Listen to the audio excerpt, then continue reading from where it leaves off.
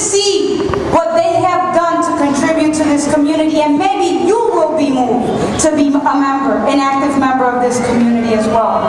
Because it can't be an institution. It has to be everybody being part of this community, and I encourage you to do that. And a peaceful compost gives them an opportunity to really affirm their identity and get a high school diploma. But that's important, affirming their identity, make them, have them learn about community building, what does the community mean to them and their history, which is very empowering. And it's something they can take with them to college.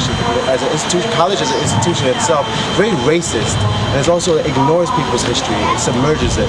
And when people come to college with an affirmation, a sense of identity and community, they go to college and they'll get the education and hopefully come back and use their skills in the community that has provided them their education.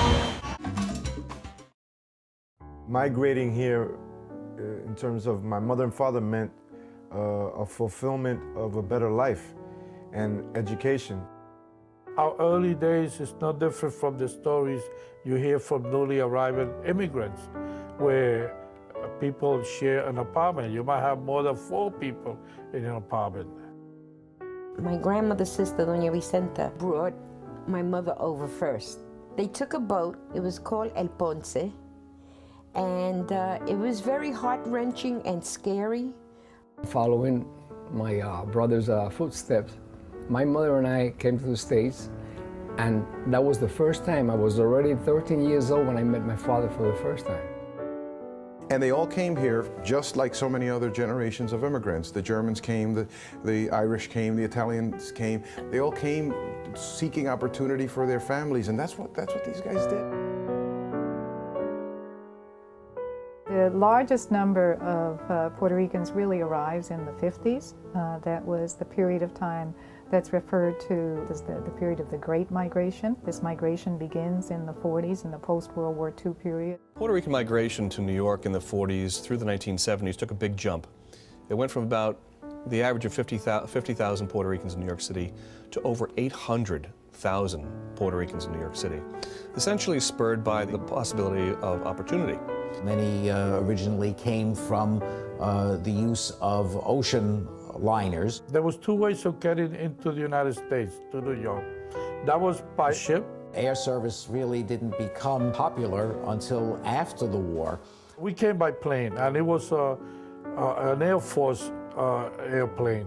We were picked up by my grandmother and her friends, and we were brought over to where my grandmother lived, and we share like a 1-bedroom apartment. Spanish is the first language of Puerto Ricans.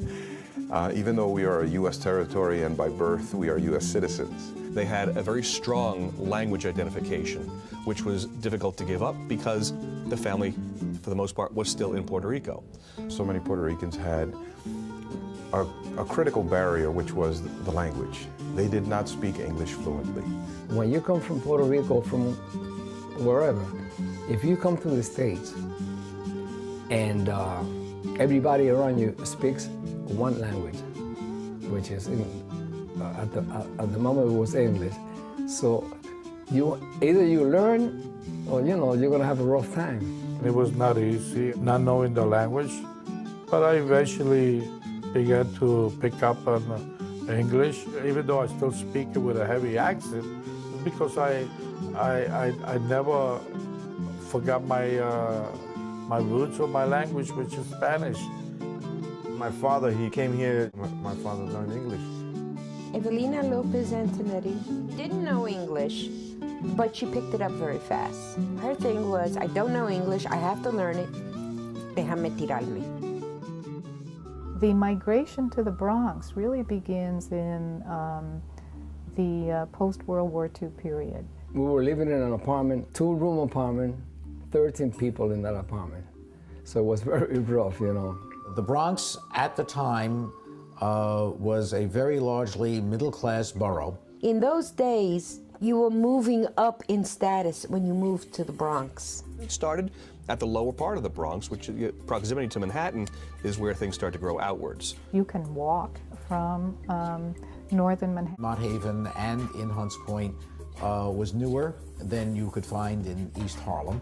and therefore it was better. The Bronx saw an economic boom and a housing boom right after they decided to build subway extensions. And it was the country. It was a place that many European groups, my own family included, had moved to out of Manhattan. Y el jibarito sale loco de contento.